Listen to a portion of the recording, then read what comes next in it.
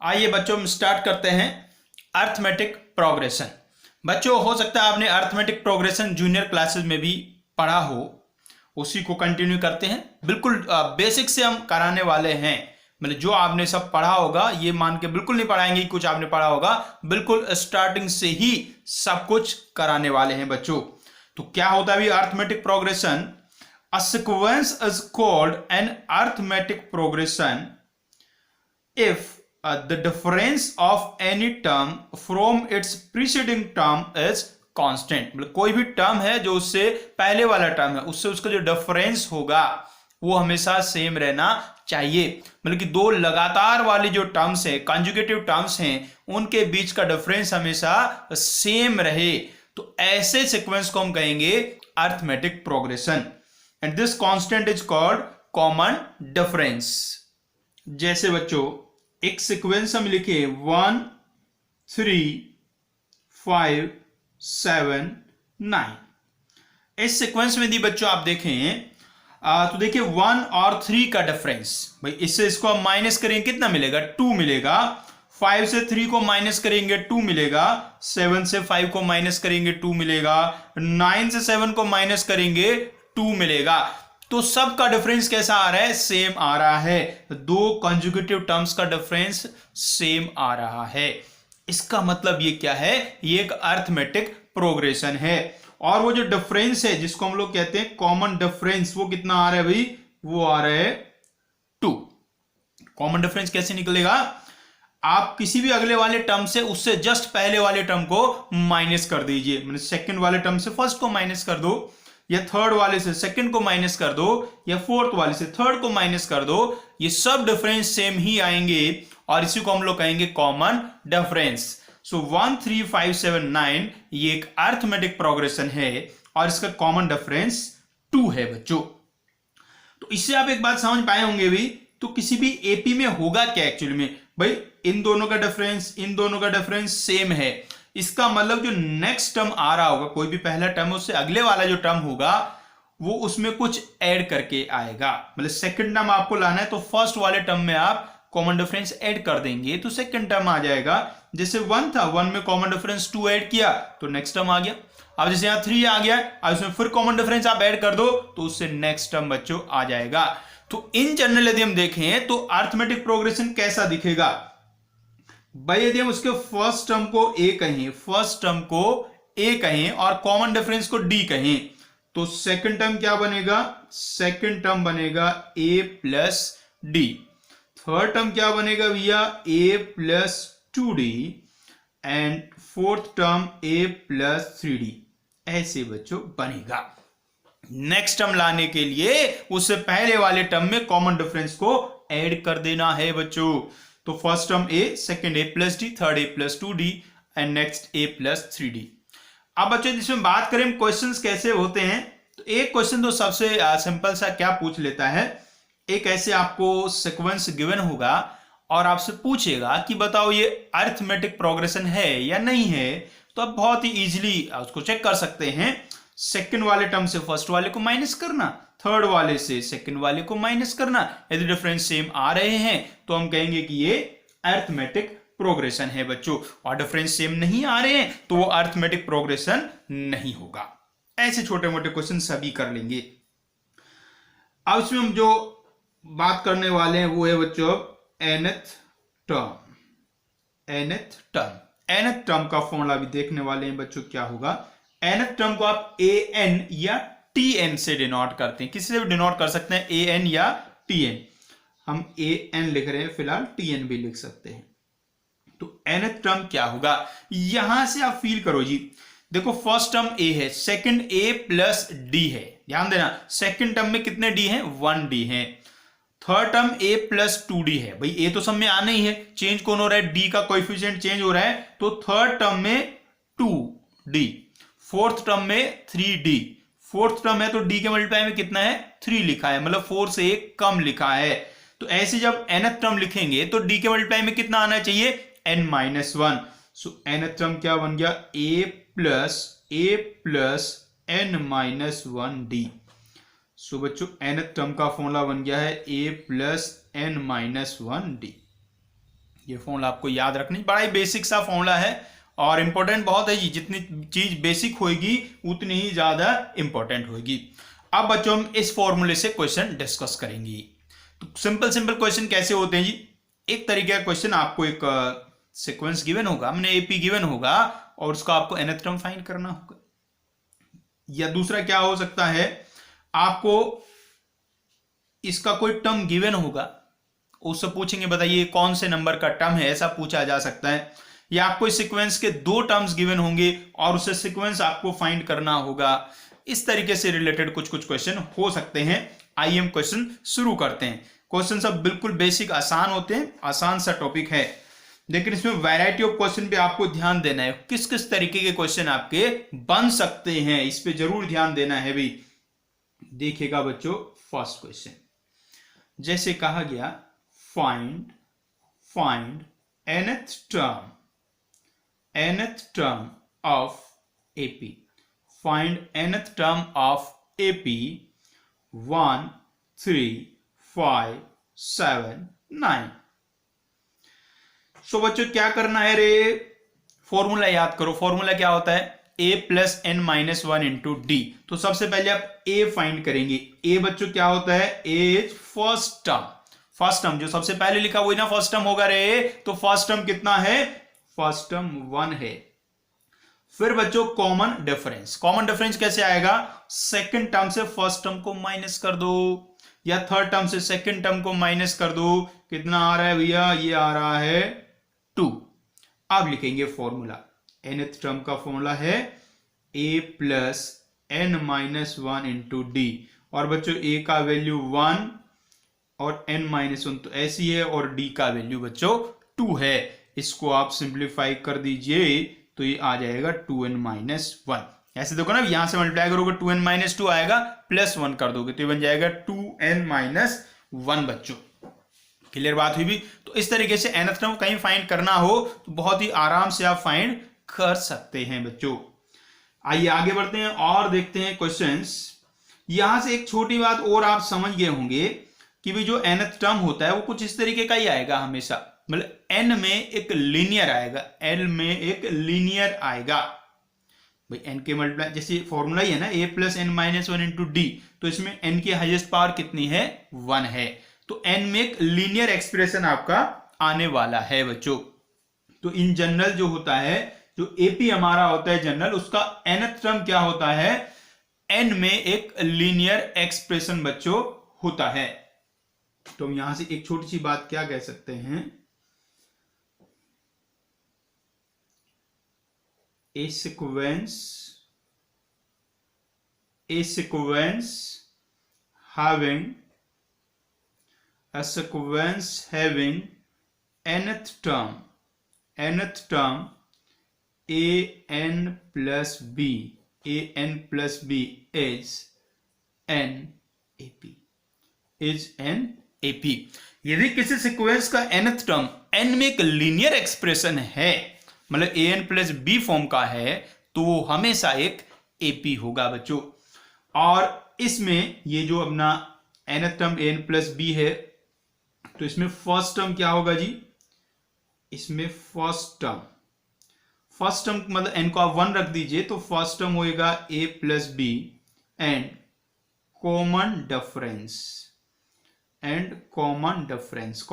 निकाल सकते हैं बड़े आराम से जी। कैसे निकाल सकते हैं आप, भाई ये 2 तरीके होते हैं। तो इसमें n को 1 रखो, फिर n को 2 रखो, फिर उन दोनों का आप माइनस कर दो, तो उससे आपका क्या आ जाने वाला है, कॉमन डिफरेंस आ जाएगा बच्चों, और वो आएगा बच्चों a। ठीक है ना। हम यहां से फॉर्मूले से देख सकते हैं, अरे n के मल्टीप्लाई में कौन लिखा होता है, d तो लिखा होता है, तो जो n का कोएफिशिएंट है वही कॉमन डिफरेंस होता है। तो कहीं आपको nth टर्म गिवन है an प्लस बी, तो इसका मतलब कि वो AP होगा और उसका कॉमन डिफरेंस a होगा, और first term a plus B. First term निकालने के लिए क्या करना है, n को 1 पुट कर देना है, और कॉमन डिफरेंस कैसे देखना है, n का जो कोएफिशिएंट है वही कॉमन डिफरेंस है बच्चों। बेसिक सी बात है, याद नहीं होगी तो भी कर सकता है कोई बच्चा। आइए आगे बढ़ते हैं, नेक्स्ट क्वेश्चन देखते हैं भी। तो एक तो हमने सबसे पहला बेसिक सवाल क्या किया कि एक सीक्वेंस हमें गिवन था, हमने उसका nth टर्म फाइंड कर लिया। आप कुछ और तरीके के, जैसे पूछा गया आपसे जी how many terms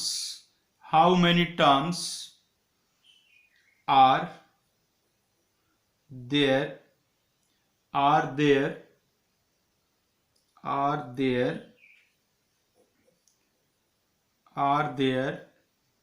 in the AP 20, 25, 30 up to 100। ये देखो जी, ये आपको एक एपी गिवन है और आपसे ये पूछा जिसमें कितने टर्म्स हैं ये आप बताइएगा। तो हम क्या लेट कर लेंगे, मान लेते हैं कि इसमें n टर्म्स हैं। हमने क्या लेट कर लिया, इसमें n टर्म्स हैं। तो ये जो 100 है ये इसका कौन सा टर्म होगा, ये इसका nth टर्म होगा। तो an हो गया बच्चों 100। a कितना है जी, a मतलब फर्स्ट टर्म वो है 20, और बच्चों d मतलब कि कॉमन डिफरेंस, इसे इसको माइनस कर लो, कितना आ गया बच्चों 5। बस हमारा जो फॉर्मूला है nth टर्म वाला, उसमें अब आप वैल्यूज पुट कर दीजिए। फॉर्मूला क्या कहता है, an equals to a plus n minus 1 into D. तो इसमें वैल्यू पुट करेंगे जी, an का वैल्यू हो गया 100, a का वैल्यू 20, n माइनस 1 और d का वैल्यू 5। इसको आप बच्चों कैलकुलेट कर लेंगे, यहां से n का वैल्यू फाइंड कर लेंगे बड़े आराम से। भाई इसको इधर ले जाएंगे 80 हो जाएगा, फिर 5 से डिवाइड करेंगे 16 हो जाएगा, और ये माइनस 1 उधर चला जाएगा, तो n का वैल्यू 17 बच्चों आ जाएगा। n का वैल्यू 17 आ गया। तो इसमें कितने टर्म्स है भाई, इसमें 17 टर्म्स हैं। बच्चों ऐसे क्वेश्चन बहुत सारे आते हैं, मतलब क्वेश्चन क्या, बहुत सारे क्वेश्चंस में ऐसा काम आपको करना पड़ता है। तो इसको डायरेक्टली निकाल सकते हैं, बिना पेन का यूज किए डायरेक्टली निकाल सकते हैं, बिल्कुल आसान है। कभी भी आपका ऐसे सीक्वेंस गिवन हो, उसमें नंबर ऑफ टर्म्स कैलकुलेट करना हो, तो कैसे करते हैं, ध्यान से समझना। लास्ट वाले से फर्स्ट वाले को माइनस कर लो, लास्ट वाले से फर्स्ट वाले को माइनस कर लो, और उसको कॉमन डिफरेंस से डिवाइड कर दो। अरे बेटी यहां से देखो ना, अरे देखो नादानो, यहां से देखो, ये लास्ट टर्म है, ये फर्स्ट टर्म है, इनको माइनस कर लो, फिर डी से डिवाइड कर दो। तो ऐसे करके किसका वैल्यू आ जाएगा, n माइनस 1 का वैल्यू आ जाएगा, उसमें 1 ऐड कर दो तो n आ जाएगा। तो हम क्या कहना चाह रहे हैं, एक्चुअली में जो n है वो क्या होगा, an माइनस a, या a1 भी कह सकते हो, अपॉन d और प्लस 1, ऐसे बच्चों होगा। तो कैसे समझा, last minus first upon D. तो जैसे इस क्वेश्चन में आप देखें तो लास्ट था 100, माइनस फर्स्ट हो गया 20, अपॉन डी हो गया 5 और प्लस 1, तो कितना बन गया 80 अपॉन 5 16, 16 प्लस 1 17। तो ऐसे आप बिना पेन का यूज किए ही इसको सॉल्व कर सकते हैं। फिर से देखो, जैसे टर्म्स निकालना है, इससे इसको माइनस कर दो, माइनस करना हमेशा ही आसान होता है। तो 80 आया, फिर कॉमन डिफरेंस से डिवाइड कर दो, 5 से डिवाइड कर दिया 80 को, तो 16 आ गया, फिर उसमें 1 ऐड कर दो। 1 समझ में आ रहा है, ये जो n माइनस 1 यहाँ होता है उसका 1 इधर जाता है, तो 1 ऐड कर दो। तो इस तरीके से आपको क्या मिल जाएगा बच्चों, नंबर ऑफ टर्म्स मिल जाएंगे।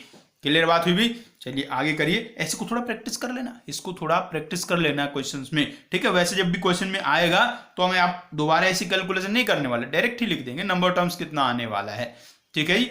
आगे बढ़िए, नेक्स्ट क्वेश्चन देखते हैं। एक क्वेश्चन कैसे हो सकते हैं जी, आपको कोई 2 टर्म्स गिवन हो और उनकी हेल्प से कोई तीसरा टर्म फाइंड करना हो या एपी फाइंड करना हो। एक बात और समझिए, एपी फाइंड करने का मतलब क्या है, एपी फाइंड करने का मतलब होता है उसका आपको ए निकालना है और डी निकालना है। ए और डी आगे तो बन गया ना एपी। देखिएगा क्वेश्चन जी, क्वेश्चन में कहा गया है find the AP whose 7th and 13th terms are respectively 34 and 64। ये देखो जी, कितना सिंपल क्वेश्चन है। 7th और 13th टर्म्स आपको गिवन है, 34 और 64। आपको क्या फाइंड करना है, आपको फाइंड करना है एपी। एपी फाइंड करने का मतलब कॉमन डिफरेंस और फर्स्ट टर्म फाइंड करो, तो एपी बना ही देंगे। तो देखो जी क्या करना है, बिल्कुल आसान है। सबसे पहले तो लेट कर लेंगे, वो छोटी मोटी बातें आप लिखने आते हैं, लेट कर लेंगे। फर्स्ट टर्म ए है और कॉमन डिफरेंस डी है, अभी आपको क्या गिवन है, आपको गिवन है A7, सेवंथ टर्म का वैल्यू 34 है। भाई सेवंथ टर्म का फॉर्मूला क्या बनेगा, a प्लस 6d। फॉर्मूला होता है ना a plus n minus 1 into D, N की जगह 7 है, तो a plus 6d is equal to 34। This is equation 1 and A13th term as 64.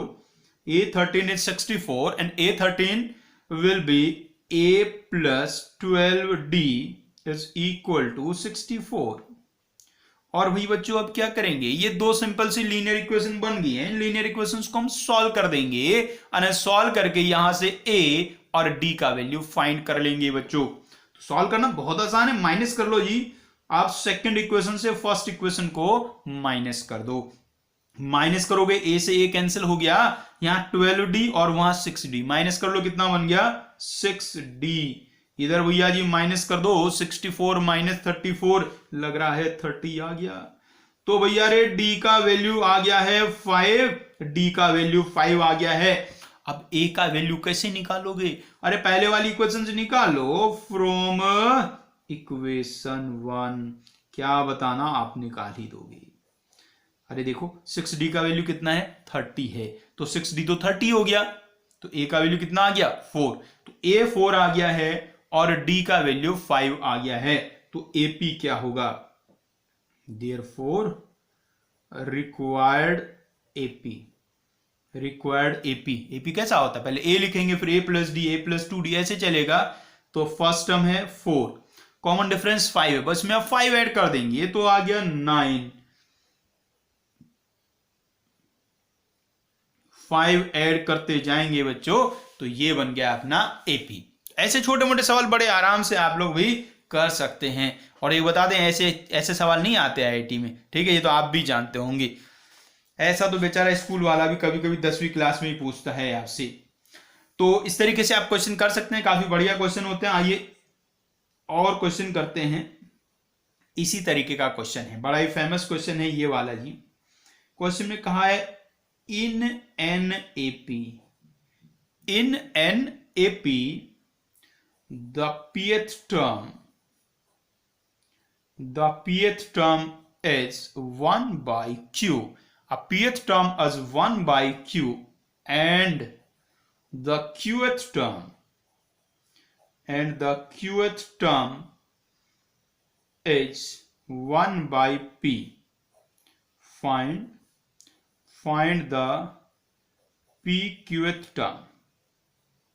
ये देखो जी कितना सीधा और सिंपल सा क्वेश्चन है। इसमें दो टर्म आपको, जैसे लास्ट क्वेश्चन था बिल्कुल उसी के जैसा क्वेश्चन है, जिसमें भी दो टर्म्स आपको गिवन है और एक तीसरा टर्म इसमें आपको फाइंड करना है बच्चों। तो वही करेंगे, पहले आप ए और डी का वैल्यू निकाल लेंगे और उससे टर्म का फॉर्मूला यूज करेंगे तो पी क्यूथ टर्म फाइंड कर पाएंगे भी। तो आइए शुरू करते हैं कहानी।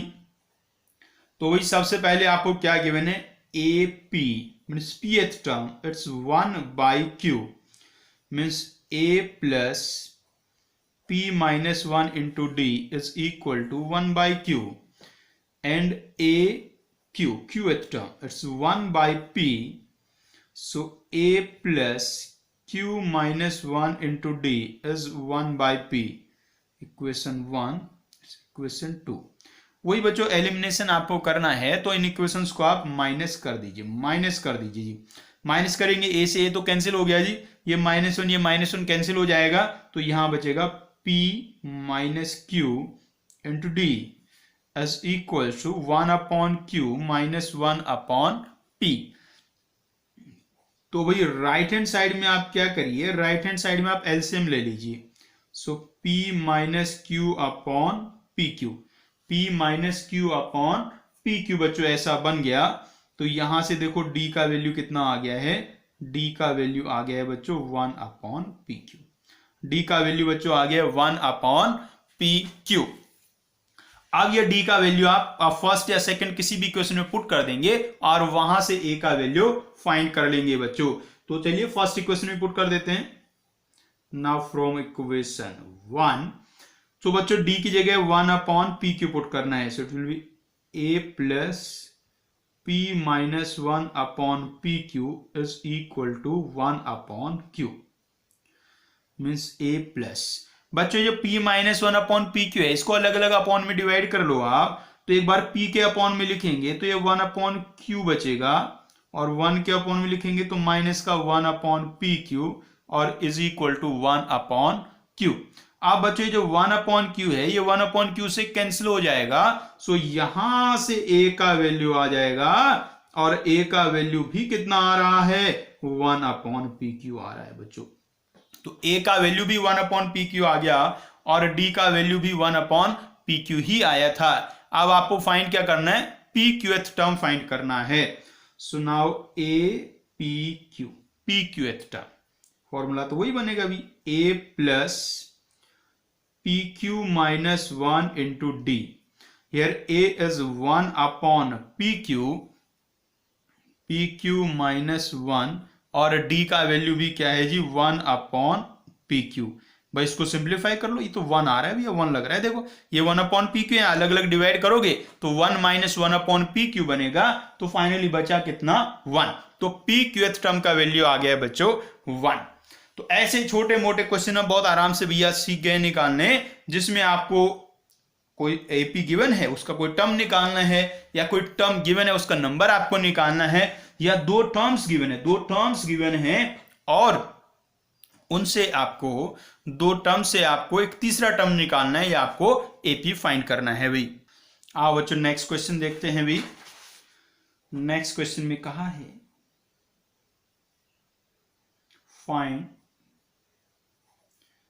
find the first negative term.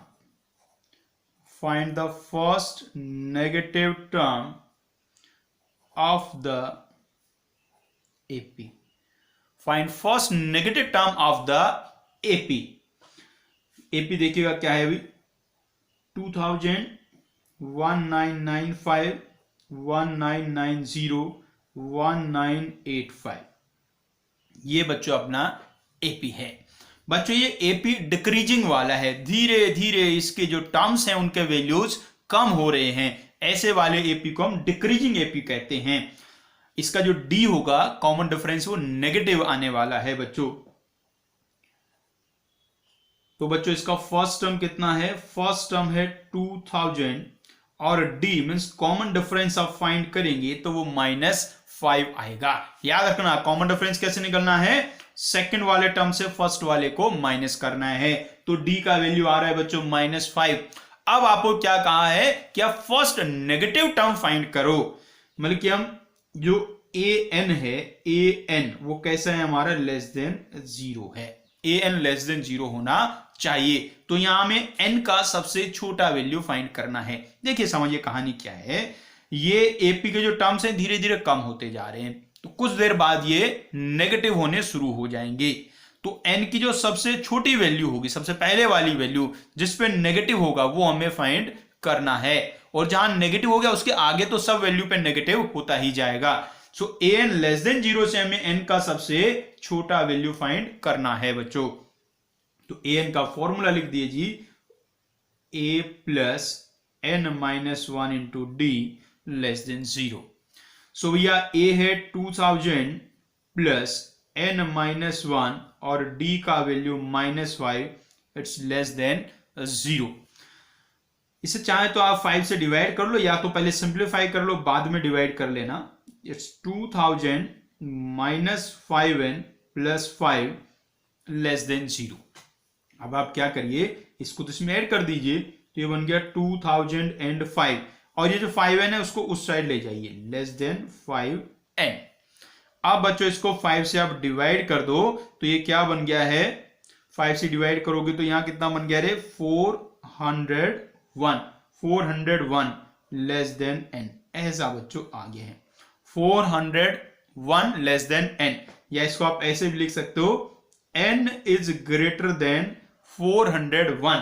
तो n का वैल्यू 401 से बड़ा होना चाहिए, और हमें n का कौन सा वैल्यू निकालना है, n का हमें सबसे छोटा वैल्यू निकालना है। सो n कितना हुआ जी, n कितना आ गया 402, n का वैल्यू आ गया 402। भाई n 401 से बड़ा होना चाहिए, और n का लिस्ट वैल्यू हमें पता करना है। तो n का लिस्ट वैल्यू कितना हुआ 402 होगा। तो जो सबसे पहला नेगेटिव टर्म है वो कौन सा टर्म है 402th टर्म है। तो फर्स्ट नेगेटिव टर्म कौन सा कहा जी, first negative term, first negative term कौन है जी 402nd टर्म। इसको आप फाइंड कर लीजिए, यही जो अपना फॉर्मूला है कहां गया, हाँ यही वाला फॉर्मूला, इसमें वैल्यू आप पुट कर दीजिए तो कितना बन जाएगा भैया 2000 प्लस n-1 करेंगे 401 इंटू -5 और इसको हम कर देंगे भैया कैलकुलेट और ये आ जाएगा -5 बच्चों। तो फर्स्ट नेगेटिव टर्म का वैल्यू -5 है और उसका नंबर है 402। ये फर्स्ट नेगेटिव टर्म होगा बच्चों। तो इस तरीके से भी क्वेश्चन कुछ पूछ लिए जाते हैं। एक बच्चों इसमें कुछ क्वेश्चन एप्लीकेशन वाले भी होते हैं, मतलब वर्ड प्रॉब्लम टाइप कुछ क्वेश्चन लिख देते हैं, उसमें सीधे सीधे सीक्वेंस नहीं लिखी होती, उसकी जगह कुछ कहानी लिखी होती है, उस कहानी को समझ के आप फिर सीक्वेंस बना लेते हैं। जैसे देखिएगा एक बहुत ही सिंपल सा क्वेश्चन में कहा गया है a man save ₹320 in the month of January, 360 in the month of February, 400 in the month of March। तो पहले मैंने जनवरी में भैया 320 रुपीज सेव किए, नेक्स्ट फरवरी में 360 और मार्च में 400। if he continues his saving in the same way, वे समझ में आ रहा है, वे कौन सा है भी भाई, पहले महीने में 320, उसके आगे 360, फिर 400, मतलब कुछ अमाउंट वो उसमें इंक्रीज करता जा रहा है सेविंग में। तो इसी तरीके से आपको सेव करते जाना है। तो फिर क्या कहा गया है, आपसे पूछा गया है find his savings in the month of November, in the same year। भाई ये वही वाला ईयर है जिसमें जनवरी में 320, फरवरी में 360 और मार्च में 400 रुपीज सेव कर रहा था। अब इसी ईयर के नवंबर मंथ में वो कितना सेव किया है, ये आपको फाइंड करना है। देखिएगा बहुत ही सिंपल सा है जी। जनवरी में कितना सेव किया, जनवरी में किया 320, फरवरी में कितना किया 360, मार्च में कितना किया 400, ऐसे ही बच्चों चलता जाएगा। अब इसे ध्यान से देखो, ये क्या बन गया है, ये बन गया है एक एपी, ये एक एपी है और इसका कॉमन डिफरेंस कितना है, इसका कॉमन डिफरेंस है बच्चों 40। ये एक एपी बन गया है और इसका कॉमन डिफरेंस 40 है। अब आपको ये फाइंड करना है कि नवंबर मंथ में उसने कितना सेव किया, तो आपको कौन सा टर्म फाइंड करना है, काउंट करो, ये जनवरी, फरवरी, मार्च, तो नवंबर मंथ कौन से नंबर में आएगा, नवंबर तो 11th मंथ होता है, 11th। तो हमें क्या फाइंड करना है, 11th टर्म फाइंड करना है। तो हमें फाइंड करना है बच्चों 11th टर्म। भाई इसको A1 कहें, ये A2 कहें, ये A3 कहें, तो नवंबर तक जाएंगे तो A11 हो जाएगा और A11 मतलब A प्लस 10D, A का वैल्यू 320 और D का वैल्यू 40 बच्चों। तो देखिए कितना आ गया कैलकुलेट करके, ये आ गया 720 है ना, 320 ये और ये बन गया 400। तो उसने नवंबर मंथ में कितना सेव किया है, 720 रुपीज उसने नवंबर मंथ में सेव किया है बच्चों। तो इस तरीके से बहुत छोटे मोटे आपके वर्ड प्रॉब्लम भी बन सकते हैं बच्चों, ठीक है जी। तो उससे आप सीक्वेंस पहचान लेना है और फिर उससे बड़ी इजीली आप सॉल्व कर ही पाएंगे। आओ बच्चों एक और छोटा सा क्वेश्चन डिस्कस कर लेते हैं भाई। क्वेश्चन में कहा है इन एन एपी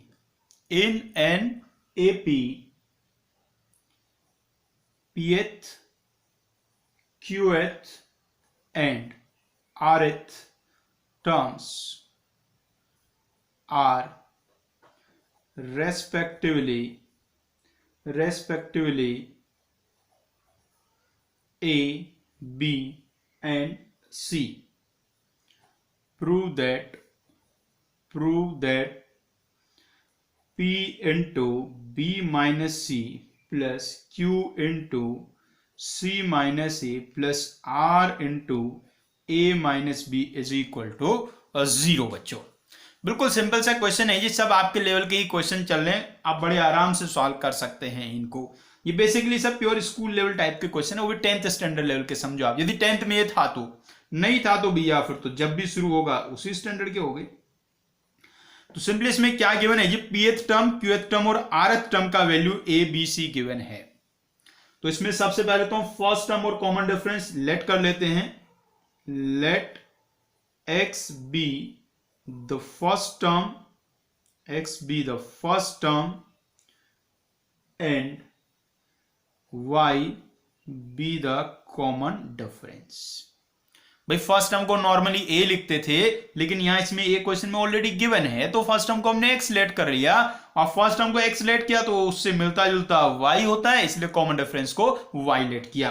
अब आपको गिवन क्या है जी, आपको गिवन है AP का वैल्यू a है, तो यहां AP pth टर्म क्या बनेगा, x plus p minus 1 into y is equal to a, equation 1।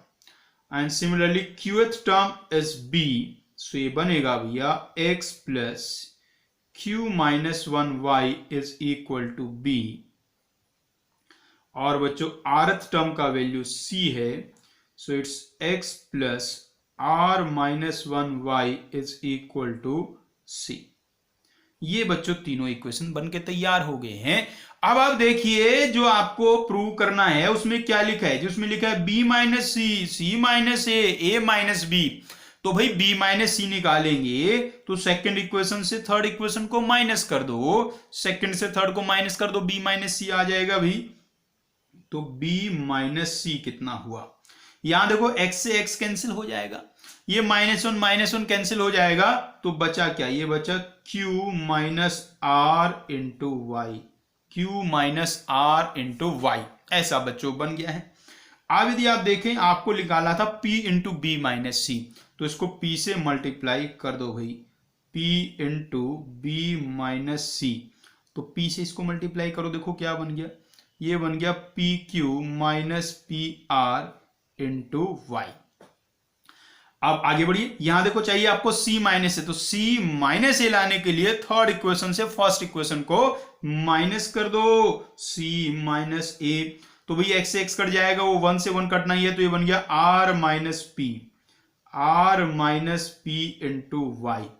और आगे क्या चाहिए हमें, इसके मल्टीप्लाई में q करना है, तो q से मल्टीप्लाई कर दो जी, so it's q into C minus a, इसको आप q से मल्टीप्लाई करोगे तो क्या बना, q r minus p q into Y.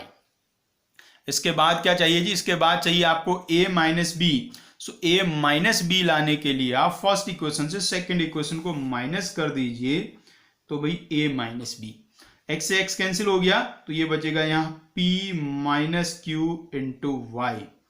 और इसको किससे मल्टीप्लाई करना है, r से मल्टीप्लाई करना है, तो r into A minus B, R से मल्टीप्लाई कर दो बच्चों इसको, तो ये बन गया P R minus Q R into Y, ऐसा बच्चों बन गया है। अब देखो जी आपको इन तीनों का सम ही तो निकालना है, तो इन तीनों को आप ऐड कर दीजिए, तीनों को ऐड कर दीजिए, so therefore p into B minus C plus Q into C minus A plus R into A minus B. अब इधर देखो राइट हैंड साइड में क्या बचेगा भाई, y तो कॉमन आ जाएगा। यहां देखो क्या है, पी क्यू, ये कौन है माइनस पी क्यू, कैंसल। ये देखो माइनस का पी आर, ये प्लस का पी आर, कैंसल। ये क्यू आर, ये माइनस का क्यू आर, कैंसल। सबके सब हो गए कैंसल और बचा कितना बच्चों, 0। यही हमें प्रूव करना था भाई। तो भाई बच्चों ये हमने जो सब क्वेश्चन देखे हैं बिल्कुल बेसिक वाले सवाल थे, बेसिक, जिनसे आपको फॉर्मूला थोड़ा यूज करना समझ में आ गया होगा। ठीक है भाई, अब इसी को हम थोड़ा आगे बढ़ाएंगे, इससे अच्छे लेवल के क्वेश्चन भी करेंगे। ये मत सोचिएगा कि ये फॉर्मूला बहुत आसान है, मतलब फालतू ऐसे सवाल वाल नहीं आते, इससे तो एडवांस में भी सवाल आते हैं भाई। ठीक है ना। तो अब नेक्स्ट क्लास में हम लोग इससे थोड़े अच्छे क्वेश्चन सॉल्व करेंगे। फॉर्मूला यही रहेगा, इनसे थोड़े अच्छे क्वेश्चन सॉल्व करेंगे बच्चों, और उसके बाद फिर हम सम फाइंड करना सीखेंगे बच्चों। तो ये बिल्कुल अच्छे से फॉर्मूले वगैरह याद कर लीजिए। ठीक है ना भाई, और ये बेसिक क्वेश्चन एक बार प्रैक्टिस जरूर कर लीजिएगा, जिससे कि ये दोबारा से आपको कभी भी रिवाइज करने की आवश्यकता ना पड़े बच्चों। तो पढ़ते रहिए मेहनत से, मिलते हैं नेक्स्ट क्लास में।